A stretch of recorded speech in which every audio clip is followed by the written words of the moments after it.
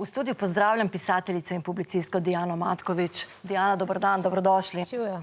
V prispevku smo slišali, da je Josip Osti izdal skupaj kar 270 del. Od tega je kar 90 slovenskih prevodov v bosanščino, hrvaščino, srbščino. Kako pa je z prevodi avtorjev iz teh jezikov v slovenščino?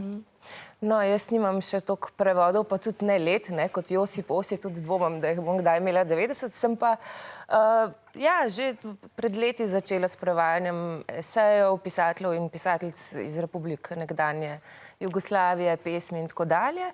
Kar se samostojnih del tiče, pa ravno prevajam Ognjena Spahića iz Črne Gore, ki je najbrž eden najboljših stilistov na področju nekdanje Jugoslavije.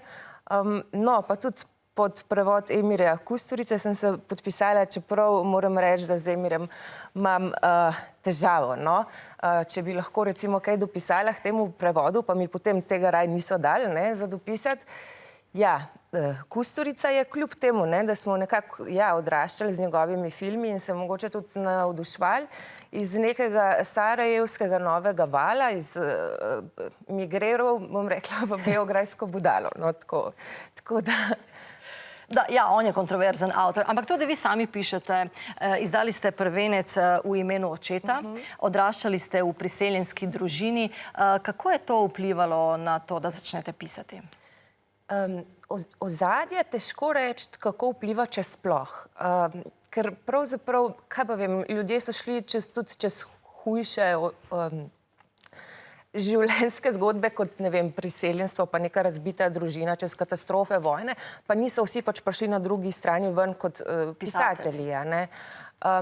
Je pa to, sigurno eno vprašanje, s katerim se poigravam, iz kje se to napaja, glede na to, da, ne vem, literatura in kultura nista bila nekako sestavni del moje vzgoje ali pa nekaj, v kar bi me usmerjali.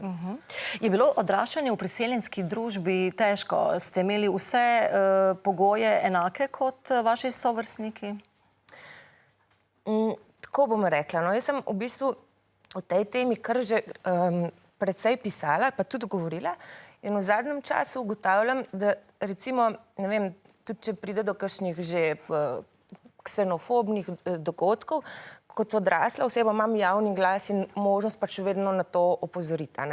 Obstaja pa pač mladina z obeh strani, tako pač priseljencev pa beguncev zdaj, kot te, ki so ksenofobni, v bistvu oboji izhajajo iz enih težavnih okoliščin. In to je pač tisto področje, ki me zanima za prihodnje delo. Pač njim se želim dati glas, pa se posvetiti njim. Ste se srbskega jezika naučili v družini? Kako ste se pogovarjali starši? Ja, to je pa ne glih linearna zgodba. Se mi zdi, da ko sem bila mlajša, ko sta bila starša še skupaj, najbrž bolj srbsko, potem pa, ko sta se ločila, je pa mama prevzela neko priseljensko slovenščino in smo se potem tudi v slovenščini pravzaprav pogovarjali, kar pomeni, da sem se nekako srbščine, bom rekla, bolje priučila, saj ne, da nisem znala, ampak prav skozi prevode. Je biti mlada pisateljica v Sloveniji s priseljenskim ozadjem težje, kot biti samo mlada pisateljica? Kar se tega priseljenskega dela tiče, se v bistvu med najbolj uspešnimi avtorji je pri nas nekdo s priseljenskim ozadjem. Tako da to ni. Imamo pa mladi, če smo še mladi, kupico drugih težav kot pač samozaposleni ali pa svobodni umetniki. Lahko rečem za celo generacijo, da mislim, veliko nas je, ki dobro delamo, veliko delamo, kreativni smo in delamo pa na področju, ki ne omogoča dostojanstvenega življenja. To je problem, ne toliko ta priseljenska nota. To je pa seveda čeznacionalno, mogoče celo čezgeneracijsko. Se je nekako cel svet v krizi, ne samo mi. Ste torej potomka priseljencev, ki je slovenščina materni jezik? potomka, pri ki je slovenščina materni jezik. To je pa težko reči, kaj mi je materni jezik. Ja. Pa moram reči, da se niti ne zelo s tem ukvarjam. Pač kar uporabljam sproti, kar v danem trenutku potrebujem. Ni mi pomembna te vrste identiteta. Se mi zdi, da na nek način so pač naša življenja naključja. Zakaj pa ne? Mogoče v nekih drugih časih bi pa moja starša šla naprej do Nemčije ali pa kaj svem kaj in bi pač moja življenjska zgodba izgledala drugače.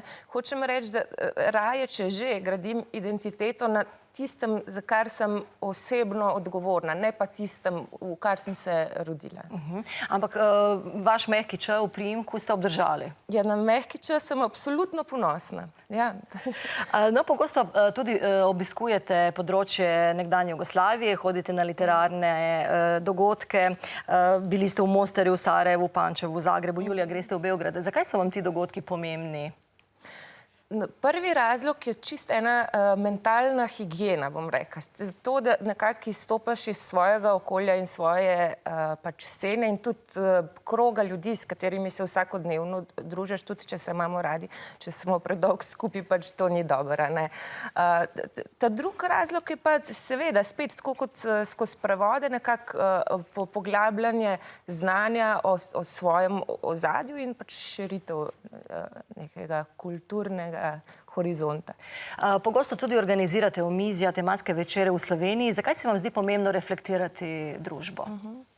Pravzaprav ne samo reflektirati, ampak najprej reflektirati. Se mi zdi, da to vsi počnemo vsakodnevno, ker je to način preživetja, opazujemo okolje. Potem pa smo različni, eni reagiramo tako, eni drugače. Meni se zdi pač pomembno tudi intervenirati, se pravi ustvariti ali pa ustvarjati projekte ali pa tekste, ki bojo v določenem trenutku odgovorili na težave pač tistega trenutka. Tak primer, mogoče najbolj konkreten, ki ga lahko opišem, je bil portal Državljanska odgovornost. Pred vstajami ste ga ustanovili. Tako. V tistem, se pravi, to je bilo 2013 in sem glih dala odpoved v eni službi in sem razmišljala, kako se ljudje obnašajo v času krize. In sem ugotovila, da večina jih reagira tako, da se pač malo potuhne, poskrbi zase in za svoje in čaka pač, da bo najhujš mimo. Kar se mi je zdelo blazno ignorantsko, da ti ni mar, ne vem, niti za prvega soseda in kaj šele kaj dalje. In sem rekla, kaj pa znam, znam urejati tekste, znam recimo, da ljudi zbrati okoli ideje, in tako je potem nastal ta portal. Žal se ni obdržal, ampak tudi mnogi drugi niso. Je pospremil tisti čas, tako da je v tistem trenutku odigral svojo vlogo. Najlepša hvala za pogovor in obisk v studiu. Hvala vam.